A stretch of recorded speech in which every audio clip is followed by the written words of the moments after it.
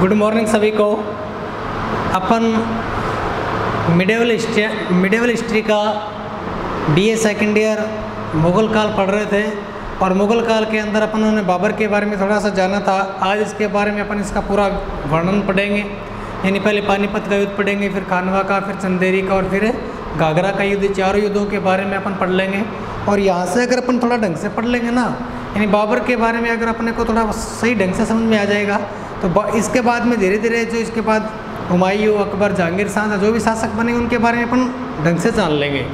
ठीक है, तो बाबर के बारे में अगर अपन पढ़ते हैं ना, तो मैंने पिछले वीडियो में आपको बताया था कि फरगना का एक शासक था बाबर, और फरगना को जीतने के बाद समरकंद को जीतता है। समरकंद के बाद ये जो छोटे छोटे वहाँ पर क्षेत्र थे उनको विजिट कर कर काबुल की ओर बढ़ता है।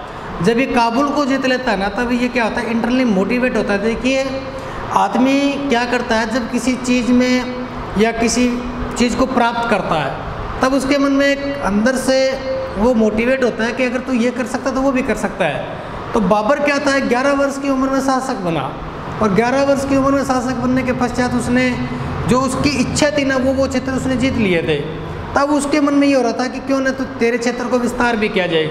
तो उसके बाद उसने काबुल को जीता और काबुल की जनता से तो बाबर बहुत ज़्यादा प्रेम करता था। यानी बाबर की अंतिम इच्छा भी यही थी कि अगर मेरी कभी मृत्यु हो कहीं पर भी तो मुझे काबुल ही दफनाया जाए। काबुल के लोग इसे कलंदर के नाम से पुकारते थे। तो उसके बाद ये भारत की ओर रुख करता है। तो भारत की ओर जब आता है ना, तो बाजोर को जीतता है।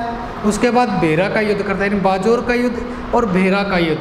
और ध्यान रखना, बेरा का युद्ध जो हुआ था ना, उस बेरा के युद्ध में बाबर ने सबसे पहले इसका उपयोग किया था, बारूद का उपयोग किया था। क्योंकि बताते हैं कि भारत में जो बारूद या युद्ध के अंदर तोप चलाने का, तलवार चलाने का या घुड़सवारी, घोड़ों के माध्यम से लोगों को मारने का, ये जो नई नई युद्ध प्रणाली थी ना, वो बाबर ही लेके आया था। भारतीय राजा इस प्रकार की कलाकारी को नहीं जानते थे, वो इस रणनीति को नहीं जानते थे।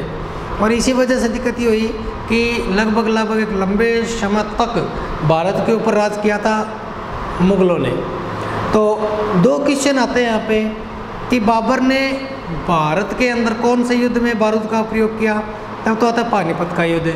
अगर भारत से बाहर पूछे तो आता है बेरा का युद्ध, यानी बेरा के युद्ध में बाबर ने सबसे पहले बारूद का उपयोग किया था। अगर भारत में पूछे तो कहाँ पर, पानीपत के प्रथम युद्ध में। अब होता क्या है, देखिए कि पानीपत का प्रथम युद्ध, पानीपत का प्रथम युद्ध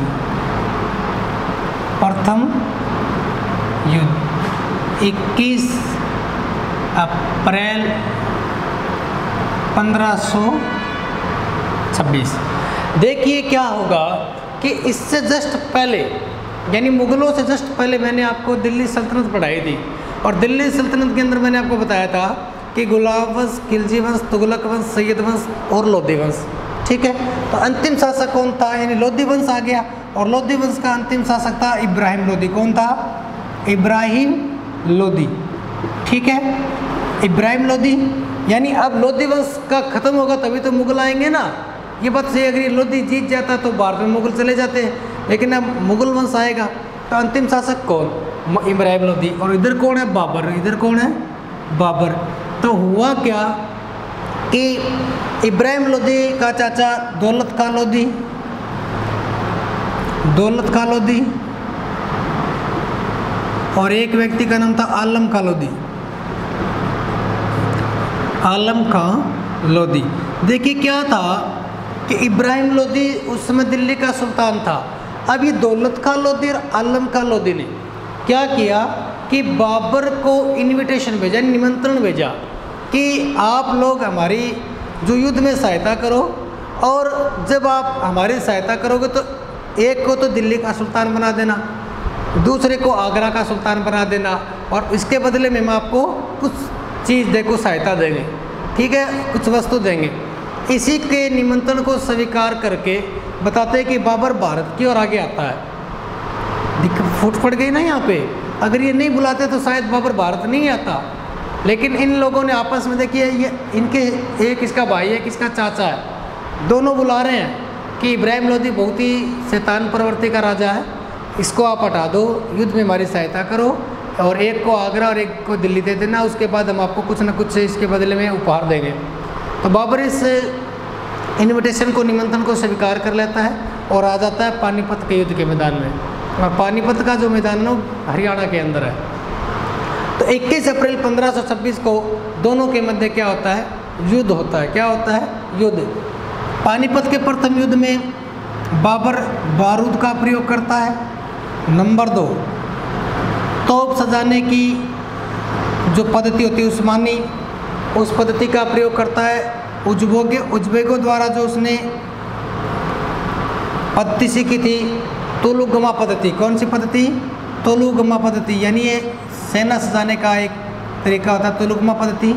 ये सारी पद्धतियाँ युद्ध में ये क्या करता है? लागू करता है। और इसके पास एक तोपची था कमाल पाशा, मुस्तफ़ा नाम से।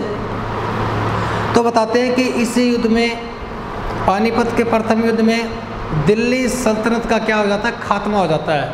यानी इब्राहिम लोदी इस युद्ध के मैदान में मारा जाता है। यानी दिल्ली सल्तनत का ये एकमात्र ऐसा सुल्तान था जो युद्ध के मैदान में मारा जाता है।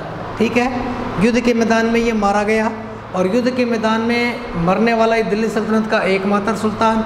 और इसके पश्चात क्या होता है कि भारत के अंदर दिल्ली सल्तनत का क्या हो जाता है? दिल्ली सल्तनत का विघटन, दिल्ली सल्तनत का क्या हो जाता है? दिल्ली सल्तनत का विघटन और एक नए वंश यानी भारत में मुगल वंश की क्या हो जाती है? स्थापना। भारत में किसकी स्थापना हो जाती है? मुगल वंश की स्थापना। समझ में आई ना? यानी आपसे एक क्वेश्चन यहाँ पे बहुत अच्छा बन गया कि कौन से युद्ध में, यानी बाबर और इब्राहिम लोदी के मध्य युद्ध होगा 21 अप्रैल 1526 को। कौन सा युद्ध? पानीपत का प्रथम युद्ध। इस पानीपत के प्रथम युद्ध में इब्राहिम लोदी तो मारा जाएगा। इब्राहिम लोदी मारा गया, बाबर की विजय होती है। बाबर की जब इस युद्ध में विजय होती है ना, तो भारत में फिर किसकी नींव पड़ जाती है? मुगल वंश की। तो एक नया कीर्तिमान, और आज भी हमें इस संस्कृति के अवशेष देखने को मिलते हैं। यानी दिल्ली के अंदर लाल किला, ताजमहल, ऐसो अनेक विरासत छोड़कर गए मुगल भारत में। ध्यान रखिए कि मुगल ना, ये क्या करते थे? ये भारत में आए तो किसी और तरीके से थे। इनका उद्देश्य तो भारत के अंदर था कि कुछ हद तक कुछ सामान लूट कर लेके चले जाए। यानी बाबर भारत में इस पर्पज से आया था कि उसे क्या चाहिए था? उपहार से। क्योंकि आलमकार दौलत कालोद्दीन उसने कहा था ना कि हम आपको कुछ न कुछ उपहार दे देंगे, उसी पर्पज से आया था। लेकिन बाद में क्या हुआ कि ये जनता से प्रेम करने लग गए। यानी मुगल वंश के जो शासक हुए थे ना, वो भारतीय जनता से प्रेम करने लग गए और इनकी इच्छा यही हो गई थी कि भारत में रह कर राज करना है। तो इच्छा बाबर की भी यही हुई, बाबर की भी यही इच्छा हुई कि अब उसे भारत में ही राज करना है। अब वो वापस फरगना या अपने क्षेत्र नहीं जाएगा। अब उसने भारत में रह कर राज करने का क्या बना लिया? निश्चय बना लिया, क्योंकि उसके पैरों तले अब क्या थी? दिल्ली सल्तनत थी। ठीक है, अब देखिए दूसरा होगा खानवा का युद्ध। कौन सा युद्ध? खानवा का युद्ध। पानीपत का प्रथम युद्ध, उसके बाद में खानवा का युद्ध। खानवा का युद्ध, इससे पहले एक छोटा युद्ध आता है ब्याना का युद्ध।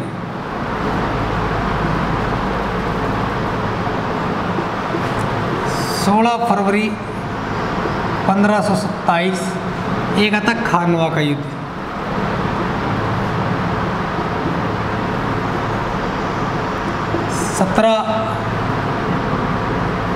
मार्च 1527। देखिए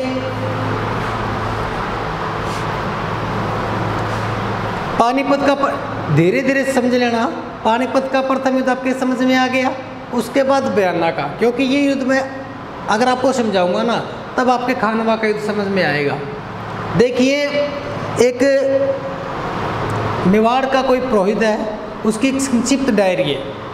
ठीक है, उस डायरी के अंदर एक बात लिखी हुई है, वो बताता है कि इस समय यहाँ पर मेवाड़ का शासक था महाराणा सांगा। कौन था? महाराणा सांगा। यानी मेवाड़ का शासक था महाराणा सांगा।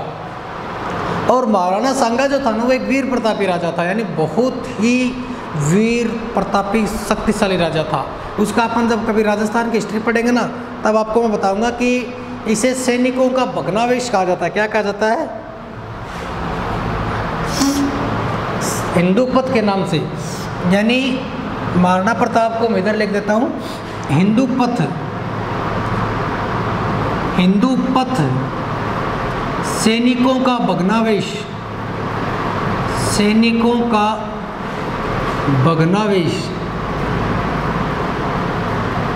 पाती परवन प्रथा चालू करने वाला, पाती परवन प्रथा शुरू करने वाला।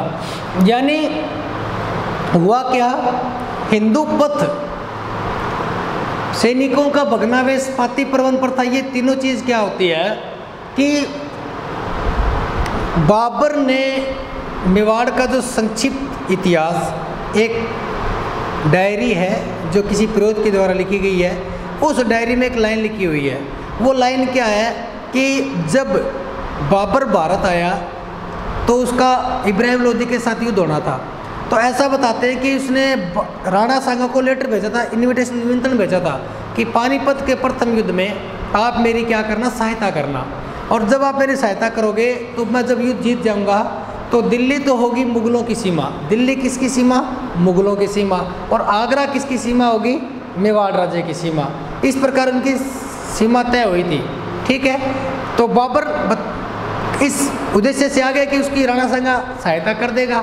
लेकिन जो महाराणा सांगा जो था ना, उसके सैनिक थे, उन्होंने सांगा से कहा कि सांप को दूध पिलाने से क्या फ़ायदा, अगर अपन इसको दूध पिलाएंगे तो ये तो वही है, कभी न कभी अपने ऊपर दोबारा अटैक करेगा। तो ऐसा बताते हैं कि सांगा ने उसकी सहायता नहीं की, और की भी नहीं, अपन ने पानीपत का युद्ध प्रथम पढ़ भी लिया। तो वो भी बदला लेना चाहता था, कौन, बाबर। दूसरा कारण देखिए, एक तो ये कारण हो गया ना, यानी कारण, किसी चीज़ का कारण अगर आपके समझ में आ गया ना तो परिणाम तो ऑटोमेटिक समझ में आ जाएंगे। यानी खानवा का युद्ध क्यों होगा, यही तो पढ़ रहे हैं ना अपन भी, राणा सांगा और बाबर का युद्ध क्यों होगा। तो कारण एक तो ये हो गया कि पहले तो हाँ भर देता है राणा सांगा कि मैं तेरी सहायता कर दूंगा, लेकिन हाँ नहीं भरता, तो एक कारण तो ये माना जाता है। दूसरा कारण क्या कि देखिए उस समय कब, यानी 15वीं शताब्दी के अंदर क्या हुआ कि जो राणा सांगा जो था ना, वो बहुत वीर प्रतापी राजा था। मेवाड़ रियासत अपने आप में अपना बहुत प्रभुत्व स्थापित रखती थी। ठीक है, प्रभुत्व स्थापित रखती थी, इसीलिए क्या कहा जाता है कि वर्चस्व जो जिस चीज़ का है उसे नीचा गिरवाएंगे तभी तो अपना वर्चस्व होगा ना। भी दो शक्तियाँ हैं, दोनों का वर्चस्व है, अगर इस एक शक्ति का वर्चस्व कम हो जाएगा तो एक शक्ति तो अपने आप, जैसे आपने देखा होगा वर्ल्ड हिस्ट्री में शीत युद्ध पढ़ते हैं अपन, तो शीत युद्ध स्टार्ट हुआ था सोवियत संघ रूस के मध्य और अमेरिका के मध्य, दो शक्तियाँ निकल के आई, दोनों का अपना अपना वर्चस्व था। तो सोवियत संघ का विघटन हो गया शीत युद्ध के माध्यम से, तो शक्ति कौन बच गई, अमेरिका। तो उसी प्रकार क्या करना है अपने को, ये करना है भी, उधर राणा सांगा भी वीर प्रतापी राजा है, उधर बाबर भी क्या करना चाहता है, शक्ति का विस्तार करना चाहता है। तो क्या करना पड़ेगा, ये तो स्वाभाविक है। तो ये भी कारण थे। तीसरा कारण देखिए, एक बयाना का युद्ध होता है, ये बयाना भरतपुर में है। तो ऐसा बताया जाता है कि पानीपत की प्रथम विजय के बाद, यानी पानीपत की प्रथम विजय के बाद बाबर के सैनिक प्रस्थान कर रहे थे दिल्ली की ओर, यानी दिल्ली की ओर जा रहे थे। इनका सेनापति मेहंदी ख्वाजा इनके साथ था। ठीक है, सैनिक जहाँ पानीपत का मैदान सैनिक जीत कर दिल्ली जा रहे थे, सेनापति मेहंदी ख्वाजा था। सेनापति मेहंदी ख्वाजा जब सैनिकों के साथ जा रहा था तब इनको बयाना भरतपुर के निकट सांगा के सैनिकों ने देखा। जब सांगा के सैनिकों ने इनको देखा ना, बाबर के सैनिकों को, तो उनके ऊपर टूट पड़े और उनको मारना शुरू कर दिया।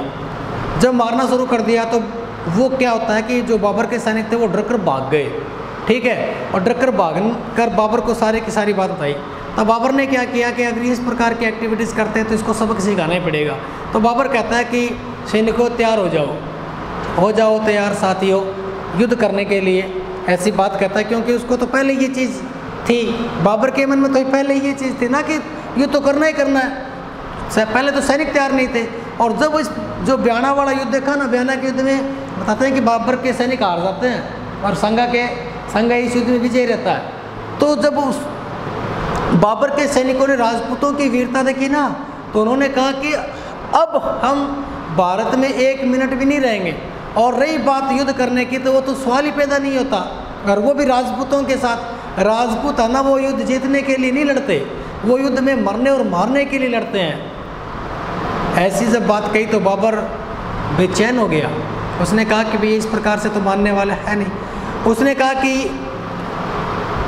चलो कोई बात नहीं, देखेंगे। उसी समय एक ज्योतिषी था शरीफ नाम करके, उस ज्योतिषी ने कहा कि अभी जो संघ है ना उसके तो कर्म प्रबल चल रहे हैं, जबकि बाबर है उसका जो दुर्भाग्य चल रहा है। अगर वो अब युद्ध लड़ेगा या कोई चीज़ करेगा तो उसको हानि होगी, उसको सफलता नहीं मिलने वाली है। तो इस प्रकार से बताते हैं कि अब बाबर का जो राजयोग है वो प्रबल नहीं है। अब सैनिक दोबारा डर गए। पहले तो उन्होंने संघ के सैनिकों की वीरता देख ली। अब ज्योतिषी ने भविष्यवाणी कर दी। ज्योतिषी ने भविष्यवाणी की कि अगर अब सांगा युद्ध करेगा तो वो बाबर के सैनिकों को मार देगा। तो सैनिक दोबारा डर गए। तीसरा नंबर, अब सांगा को हराना जरूरी हो गया। बाबर ने सोचा कि अगर अब सांगा नहीं हारेगा तो मुझे वापस यहाँ से जाना पड़ेगा। तब उसने कहा कि सैनिकों के ऊपर आयात निर्यात का एक कर लगता है, तकवा कर। उसने बाबर ने कहा कि हे मेरे सैनिकों, आप मेरे साथ इस युद्ध में मेरी सहायता कर दो, मैं आपके ऊपर जो तकमा कर लगता है ये हटा दूंगा। तब सैनिकों ने कहा मैं कोई मतलब नहीं है, अगर जिंदा ही नहीं रहेंगे तो तकमा कर का क्या करेंगे। फिर उसने कहा कि मैं सारे सैनिकों को एक एक सिक्का दूंगा। फिर सैनिक मना कर देते हैं। अंतिम रूप से बाबर क्या करता है, उन्हें इंटरनली मोटिवेट करने के लिए कहता है कि जिहाद का नारा देता है। जिहाद का नारा समझते होंगे आप, यानी धर्म युद्ध। वो अपने सैनिकों को बुलाता है कि आप कुरान में हाथ में लो, कुरान हाथ में लो और इसे धर्म युद्ध मानकर लड़ो कि इस युद्ध में या तो हम मर जाएंगे, ठीक है, यानी या तो मर जाएंगे या फतह हासिल करेंगे। इस प्रकार की जब वो बात कहता है तब बताते हैं कि बाबर के जो सैनिक थे वो इंटरनली मोटिवेट होते हैं। जिहाद नाम से ये युद्ध लड़ा जाता है, काफिरों को फद करने वाला युद्ध लड़ा जाता है। कहता है कि धर्म का प्रचार करेंगे, इन काफिरों को मारो। इस प्रकार से जब वो बात कहता है और कुरान की कसम खिलाता है कि युद्ध को या तो फतह कर लेंगे या मर जाएंगे, इस प्रकार की जब एक्टिविटी होती है तब बताते हैं कि बाबर के सैनिक क्या हो जाते हैं, तैयार हो जाते हैं। बाबर के सैनिक क्या हो जाते हैं, तैयार हो जाते हैं। और बाबर के सैनिक जब तैयार होते हैं तब बताते हैं कि इस युद्ध में अब युद्ध जरूरी हो गया। और वो युद्ध कौन सा है, खानवा का युद्ध। कौन सा युद्ध, खानवा का युद्ध। यानी खानवा जो है ना, ये खानवा है भरतपुर में। कहाँ पर है, भरतपुर जिला, रूपावास तहसील, खानवा नामक स्थान गंभीरी नदी के किनारे। किस नदी के किनारे, गंभीरी नदी के किनारे। कौन सी नदी के किनारे, गंभीरी नदी के किनारे। इस गंभीरी नदी के किनारे 17 मार्च 1527 को युद्ध होता है। अब बताते हैं कि सांगा ने इस युद्ध में हिंदू पथ जो प्रथा थी उसका अनुसरण किया। हिंदू पथ क्या होता है कि इस युद्ध में, यानी हिंदू पथ एक प्रणाली हुआ करती थी राजपूतों की, जिसके अंतर्गत क्या होता था कि एक झंडे के नीचे, यानी एक झंडे के नीचे सारे के सारे राजपूत लोग एकजुट होकर किसी बाह्य शक्ति का सामना करते थे। ये क्या कहलाता था, हिंदू पथ। क्या कहलाता था, हिंदू पथ। वो ऊपर मैंने लिख रखा ना, हिंदू पथ क्या कहलाता था, हिंदू पथ। यानी किसी बाह्य शक्ति को खदेड़ने के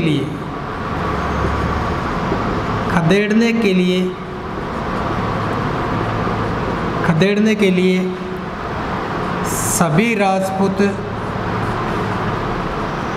सभी राजपूत जातियां एक झंडे के नीचे आती थी। यानी एक आदमी के नेतृत्व में अपना युद्ध लड़ती थी, झंडे के नीचे आती थी। ठीक है, हिंदू पथ समझ में आ गया भी। यानी किसी बाह्य शक्ति को खदेड़ने के लिए, उसे हराने के लिए, बाहर करने के लिए सभी राजपूत जातियाँ एक झंडे के नीचे आती थी, उसे बोलते थे हिंदू पथ। ठीक, एक होती थी पाती पर्वन। पाती पर्वन क्या होता था कि इस युद्ध में, मतलब पाती पर्वन क्या है कि कोई भी राजपूत अपनी सहायता के लिए कार्ड भेजता था, निमंत्रण भेजता था राजपूतों को कि आप मेरी सहायता करो और अब मैं उस शक्ति से लड़ने के लिए जा रहा हूँ। ठीक है, तो वो होते थे पाती पर्वन। और सैनिकों का भग्नावेश इसे इसलिए कहा जाता है कि बताते हैं कि इसके शरीर पर कुल 80 घाव थे। कितने घाव थे? 80। इसकी एक आंख, एक हाथ, एक पैर बताते हैं कि युद्ध में क्षत विक्षत हो गए थे। तो सैनिकों का इसे क्या कहा जाता है? भग्नावेश कहा जाता है। क्या कहा जाता है? भग्नावेश। ठीक है। तो 17 मार्च 1527 बताते हैं कि सांगा के साथ 7 राजपूत राजा, ठीक है, और 104 सरदार थे, और लगभग सभी राजस्थान के राजपूत और अन्य जो रियासत थी वहाँ के राजा भी सांगा के साथ आए थे। 17 मार्च 1527 को सुबह 9 बजे के लगभग युद्ध शुरू होता है। और युद्ध जब शुरू होता है तो इस युद्ध के अंदर बताया जाता है कि सबसे पहले तो राजपूती सेना अपना अच्छा दमखम दिखाती है, लेकिन धीरे धीरे क्या होता है कि राजपूती सेना हारने लगती है।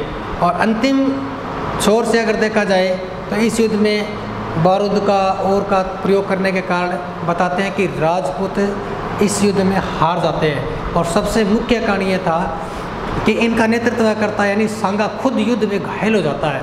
आपको पता होगा कि युद्ध का जब नेतृत्व करता यानी लीडर ही अगर युद्ध के मैदान में गिर जाता था, ठीक है, तब दिक्कत बहुत आती थी राजपूतों की, क्योंकि राजपूत जो थे वो अपनी हिम्मत हार जाते थे।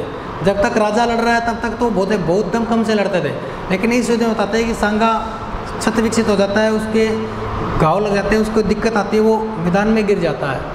ठीक है। जब लीडर मर गया तो सैनिकों की थोड़ी जो आंतरिक अभिप्रेरणा थी वो कम हुई और वो इस युद्ध में हार जाते हैं।